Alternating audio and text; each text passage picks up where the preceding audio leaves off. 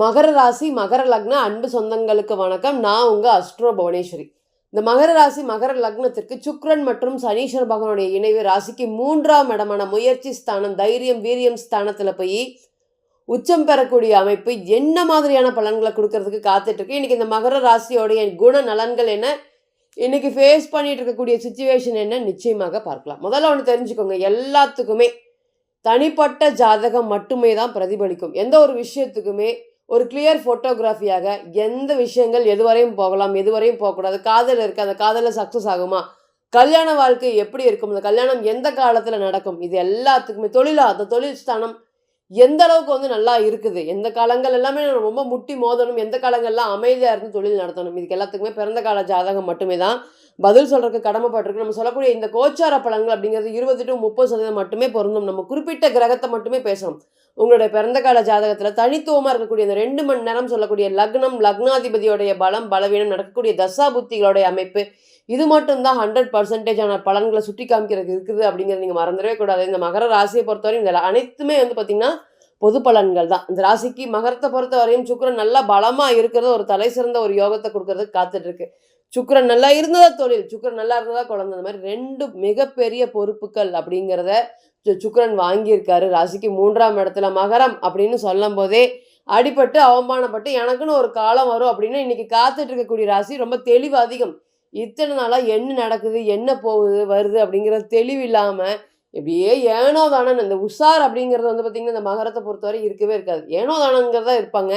எல்லா விஷயத்துலையும் என் கஷ்டத்துக்கு நானே காரணம் அப்படிங்கிற மாதிரி உங்களுக்குள்ள 1000 கேள்விகள் நீங்களே குழம்பிக்குவீங்க. ஏன்னா இந்த ராசியை பொறுத்தவரையும் குருங்கிற கிரகம் அங்கே ராசியிலே நீசம் அடையக்கூடிய கிரகமாக இருக்கிறனால இவங்களுக்கு பணம் சார்ந்த விஷயத்தில் பார்த்தீங்கன்னா ரொம்பவே அசால்ட்டாக இருப்பாங்க. போனால் போயிட்டு போகுதுங்க, பணம் தானங்க, நாளைக்கு சம்பாரிச்சுக்கலாம் அப்படிங்கிற மாதிரியான பேச்சுக்கள் யார்கிட்ட இருந்து அதிகமாக வரும் அப்படின்னு கேட்டிங்கன்னா மகரம். பெரிய அளவுக்கு புத்திசாலிங்க. ஒரு வீட்டில் 2 பேர் இருக்கு பாருங்க, மகரம் கும்பம். அந்த கும்பம் ரொம்ப பயங்கரமான அதிபயங்கரமாக இருக்கும். ஆனால் மகரம் யதார்த்த தன்மையோட ரொம்பவே அமைதியாக பொறுப்பாகவும் வாழ்க்கையை பார்த்திங்கன்னா எவ்வளோ கஷ்டத்துலேயும் குடும்பத்தை கொண்டு போகக்கூடிய ஒரு உன்னதமான ராசி. காலபுருஷனுக்கு 10ஆவது ராசி. இந்த ராசியில் பிறந்தாலும் எப்படியாவது தொழில் பண்ணணும் அப்படிங்கிற வாழ்க்கையில் அந்த தொழில் அப்படிங்கிற எண்ணங்கள் ஓடிட்டே இருக்கும். ஆனால் பார்த்திங்கன்னா பண்ணுவாங்களா, தொழில் பண்ண மாட்டாங்களா அப்படிங்கிறது அவங்களுடைய தசாபுத்திகள் பொறுத்து.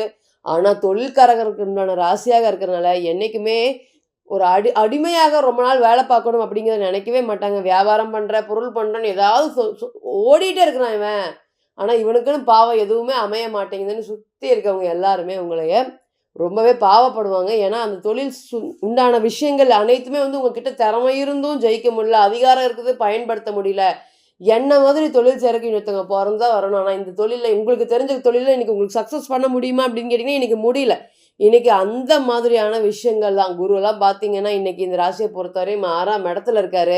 சனீஸ்வர பகவான் 3ஆம் இடத்தோட ஓடுறீங்க. எவ்வளோ பொருளாதாரம் முடியுமோ நான் இன்றைக்கி கஷ்டப்படுறேன் அப்படிங்கிற மாதிரி தைரியமான ஒரு விஷயங்களும் இன்றைக்கி நீங்கள் பண்ணிகிட்ருக்கீங்க. இன்றைக்கி மனசாட்சிக்கு பயந்து வாழக்கூடிய ஒரே ராசியாக நீங்கள் மட்டும்தான் இருக்கீங்க. என்னவோ எவனோ சொல்லிட்டு போகிறான், அதெல்லாம் காதில் வாங்காமல் ஐ டோன்ட் கேர் அப்படிங்கிற மாதிரி யான அமைப்புகள் தான் இன்றைக்கி இந்த ராசியை பொறுத்தவரை ரொம்பவே அதிகமாக இருக்குது. நம்ம நிறைய ஜாதகத்தை பார்க்கும்போது ரீசெண்டாக பார்த்திங்கன்னா 2024 ஒரு ஜாதகம் பார்த்து, இந்த ஜாதகர் பார்த்திங்கன்னா மகர ராசி, ஆனால் லக்னம் பார்த்திங்கன்னா வேறு லக்னம். நம்ம பார்க்கும்போது சொன்ன திருமண வாழ்க்கை ரொம்ப கஷ்டமாக இருக்குது, நீங்கள் கொடுத்த இன்னொரு ஜாதகம் ஒரு நாட்கள் கூட வாழ முடியாதுங்க, அந்த அளவுக்கு பார்த்திங்கன்னா ரொம்ப பிரச்சனைக்கு உண்டானதாக இருக்குது. எனக்கு தெரியல நீங்கள் எப்படி வாழ்கிறீங்க அப்படிங்கிறது தெரியல மேடம், ரொம்பவே பொறுமைசாலியாக இருக்கேன், இதுக்கு ஒரு எண்டு வராதா அப்படிங்கிற மாதிரி இருக்கேன், எனக்கு கரியரே விட்டுட்டேன் மேடம், இவங்க மத்தியில் எனக்கு வாழ்ந்தால் போதும், கம்முன்னு வீட்டில் இன்றைக்கி அமைதியாக இருக்கேன், என்னுடைய வேலை தொழில் எல்லாத்தையும் விட்டுட்டு இன்றைக்கி வீட்டில் அமைதியாக இருக்கேன் அப்படிங்கிற மாதிரி சொல்லியிருந்தாங்க. நம்ம பார்க்கும் போது சொல்லியிருந்தோம் இது ரொம்பவே கஷ்டமான ஒரு நாட்களையும் கடக்கிறதே ரொம்ப கஷ்டமாக இருக்குங்க. ஆமாம் மேடம், கிட்டத்தட்ட ஆமாம், இன்றைக்கி யாருமே சொல்லவே இல்லை, நீங்கள் சொல்லி இதை கண்டுபிடிச்சிட்டிங்க, என்னோடய திருமண வாழ்க்கை அப்படிங்கிறது நரகத்துக்கு சமமாக இருக்குது, இருந்தாலும் பரவாயில்ல அப்படிங்கிற மாதிரி கொண்டு போகிறேன், எனக்கு ஒரு வேலை வாய்ப்புகள் கிடைக்குமா, நான் வெளியே போகலான்னு இருக்கேன். இத்தனை நாளாக ஒரு வீட்டில் இருந்து கிட்டத்தட்ட அவருக்கு 40 வயது கடந்துருச்சு. இன்னுமே பார்த்திங்கன்னா என்னோடய சம்சாரத்தை வேலைக்கு அனுப்பிவிட்டு நான் வீட்டில் இருக்கேன், அந்தளவுக்கு எனக்கு பிரச்சனைகள் வருது, இனி நான் வெளியே போகலான் இருக்கேன், பெரிய அளவுக்கு பொருளாதாரம் சம்மந்தப்பட்ட விஷயங்களை பாதிப்பட வேணாம், நான் வெளியே போயிடுவேனா அப்படிங்கிற மாதிரியான நிறைய கேள்விகள் கேட்டார். நம்ம நிச்சயமாக அதுக்கெல்லாம் பதில் சொல்லிவிட்டு அந்த ஜாதகத்தை பார்த்திங்கன்னா கம்ப்ளீட் பண்ணணும். இதுலேருந்து என்ன தெரியுது அப்படின்னு கேட்டிங்கன்னா, எவ்வளோ பெரிய கஷ்டமான காலமாக இருந்தாலுமே இந்த மகர ராசியை பொறுத்தவரையும் திருமண வாழ்க்கையில கொண்டு போயிரும். இன்னுமே நெறைய சொல்லணும். ஒரு நாள் கூட வாழ முடியாது அப்படிங்கிற ஜாதகத்துலலாம் பல வருஷங்கள் வாழ்ந்துட்டு இருக்காங்க இந்த மகரம். எப்படி வாழ்ந்துடுறாங்க அப்படின்னு கேட்டீங்கன்னா, சகிப்புத்தன்மை. இங்க சனீஸ்வர பகவானுடைய ராசியா இருக்கிறனால எல்லாத்தையும் சரி, சரின்னு. இது காதல் விஷயங்களும் அப்படிதாங்க. என்ன ஆப்போசிட் பெர்சன் சொன்னாலுமே சரி, சரி பார்த்துக்கலாம், சரி பார்த்துக்கலாம்ன்னு ஃபர்ஸ்ட்டு கால்ல விழுகிறது இந்த மகரமா தான் இருக்கும். மத்தவங்கலாம் ரொம்ப கெஞ்சுவாங்க, பிகு பண்ணுவாங்க. அந்த மகரமும், சிம்மமும் காதலிச்சுட்டா வச்சுக்கோங்க. இதுக்கு மேல வேற எதுவுமே தேவையில்ல. அடிமை தானே நான் வாழ்ந்துட்டு இருக்கேன் அப்படின்னு டெய்லியுமே அந்த ஏதாவது ஒரு விஷயத்த சொல்லி சண்டை போட்டுட்டு இருப்பாங்க. அந்த அளவுக்கு வந்து பார்த்தீங்கன்னா, மகரத்த பொறுத்தவரையும் பிளானட்டரி பொசிஷன்ல ரொம்பவே வீக்கா இருக்கு. சனீஸ்வர பகவான் வீக்கா இருக்காரு. குரு வீக்கா இருக்குது. கேது வீக்கா இருக்கு. ராசிக்கு 2ல ராகு. பணத்த வீண் செலவு, விரைய செலவு, தண்ட செலவ கட்டுப்படுத்த முடியலன்னு இன்னைக்கு அந்த செலவ கடன் வாங்குறதுக்கு புதுசா கடன் வாங்கிட்டு இருக்கேன். ஏதாவது ஒரு இஎம்ஐ போட்டு பண்ணிட்டே இருக்கிறேன். நான் உழப்பிட்டே இருக்கிறேன் அப்படின்னு சொல்ற மாதிரியான பலன்கள் தான் இன்னைக்கு இந்த மகர ராசியை பொறுத்தவரையும் இருக்கு. இன்னும் நெறைய விஷயங்கள் குணமாற்றத்த பொறுத்தவரையுமே அடி மேல அடி விழுகுது. கொஞ்சம் நஞ்சம் மத்தவங்களுக்கு உதவி செஞ்சதில்ல. இன்னைக்கு எல்லாமே பிரபஞ்சம் என்னை பார்த்துட்டு தான் இருக்குதா? அப்படிங்கிற மாதிரி ஒரு ஹோப் இருக்கா? அப்படிங்கிற மாதிரியான கேள்விகள் நெறைய இருக்கு.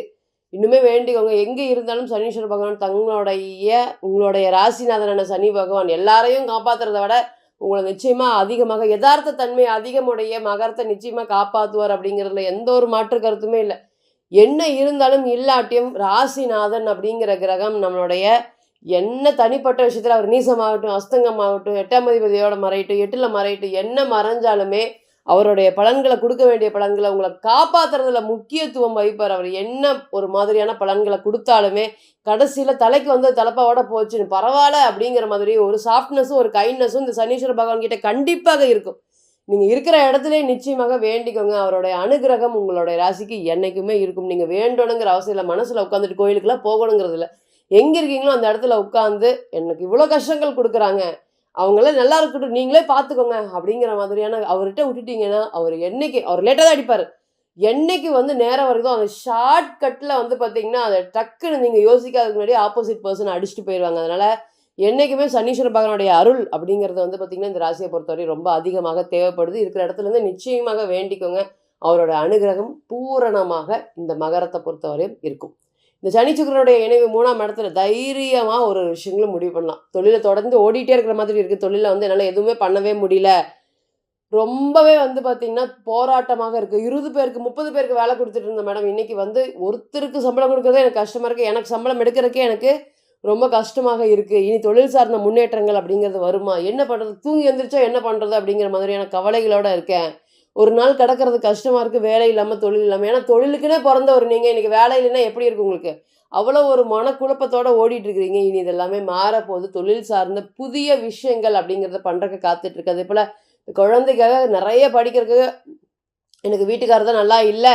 வீட்டுக்காரரோட நெறைய பிரச்சனைகள். பையனாவது நல்லா படிச்சு வரட்டும் அப்படின்னு தொழில் சார்ந்து, வேலை வாய்ப்புகள் சார்ந்து நெறைய கடன வாங்கி குழந்தைங்க பேர்ல படிக்க வச்சிருக்கேன். அவங்க குழந்தைகலாம் திரும்பி வந்து பார்த்தீங்கன்னா 5 இன்டர்வியூ, 6 இன்டர்வியூ வரை போறாங்க.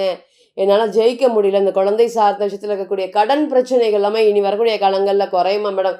எதிரிக்கு கூட என்னோட நிலைமை வரக்கூடாது. நான் பார்க்கறதுக்கு வெளிய பார்க்கறதுக்கு ரொம்ப நல்லா இருக்கோம். பொருளாதாரத்துல நல்லா இருந்தாலுமே, இன்னைக்கு எங்களுடைய பிரச்சனை எங்களுக்கு தான் தெரியும் அப்படிங்கிற மாதிரி ரொம்பவே வந்து குழந்தைங்க மேல பாசமும், பிரியம் அட் த சேம் டைம் வந்து குழந்தைகள எதுவுமே பண்ண முடியலையே, வளர்த்த முடியலையே அப்படிங்கிற வருத்தப்பட்டுக்கிட்டு இருக்கக்கூடிய நபர்களுக்கு இனி இந்த காலங்கள் எல்லாமே ஒரு நல்ல ஒரு யோகமான காலமா இருக்கும். குழந்தை சார்ந்த திருமணம், அதாவது 28 வயசு ஆயிடுச்சு, 30 வயசு ஆயிடுச்சு, இன்னுமே குழந்தைக்கு ப்ரொசீட் பண்ணாம இருக்கிறோம். நெறைய வரன்கள் வருது. திருமணம் அது சார்ந்து எந்த ஒரு முயற்சியும் எடுக்க முடியல. இனி திருமணத்துக்கு உண்டான காலங்களாக வருமா? ஃபினான்ஷியல் ஹெல்ப் நல்லா இருக்குமா? எல்லாருடைய ஆதரவு கிடைக்குமா? எல்லாராலயும் நான் முன்னுக்கு வருவேனா? முன்னேற்றம் அடைவேனா? இன்னொருத்தன் ஒரு வேலை செய்றான், அவங்களோட வந்து நான் போறேன், ஜெயிச்சுர்றேன். ஆனா எனக்குன்னு வரும்போது மட்டும் எதுவும் நடக்க மாட்டேங்குது. இந்த மாதிரி பல கேள்விகள், தடை மேல தடை ஃபேஸ் பண்ணிட்டு இருக்கக்கூடிய மகரத்துக்கு, இனி இது எல்லாமே மாறக்கூடிய ஒரு யோகமான காலமாக கண்டிப்பாக இருக்கும் அப்படிங்கிறதுல எந்த ஒரு மாற்று கருத்தும் இல்ல. நம்ம முன்ன சொன்ன மாதிரி இவை அனைத்துமே கோச்சார பலன்கள் தான். அதுவும் உங்களோட பிறந்த கால ஜாதகத்துல எந்த கிரகமும் அங்க இல்லாத பட்சத்துல மட்டுமே தான் 20 to 30% மட்டுமே பொருந்தும். தனிப்பட்ட ஜாதகம் தான் 2 மணி நேரம் குறிக்கக்கூடிய லக்னத்தையும், லக்னாதிபதியும், லக்னம் என்ற நட்சத்திராதிபதியும், தசாபுத்தி அமைப்பு, நவாம்சத்தோடைய பலம், பலவீனம், இன்னைக்கு கோச்சாரத்தோடைய பலம் இது எல்லாத்தையுமே நிர்ணயிக்க காத்திருக்கிறதுக்கு. ஸோ தனிப்பட்ட ஜாதகத்தை நீங்க ஆலோசனை பண்ண விருப்பப்பட்டீங்கன்னா, கீழ இருக்கக்கூடிய இந்த நம்பருக்கு கான்டாக்ட் பண்ணுங்க. நான் வணங்கக்கூடிய நரசிம்மர் உங்க எல்லோருக்குமே நல்ல வளமான வாழ்க்கையை ஏற்படுத்தற நான் நிச்சயமாக பிரார்த்தனை பண்ணிக்கிறேன். மீண்டும் ஒரு பதிவில் உங்களை சந்திக்கும் வரை உங்களிடமிருந்து விடை பெறுவது உங்கள் அஸ்ட்ரோ புவனேஸ்வரி. நன்றி, வணக்கம்.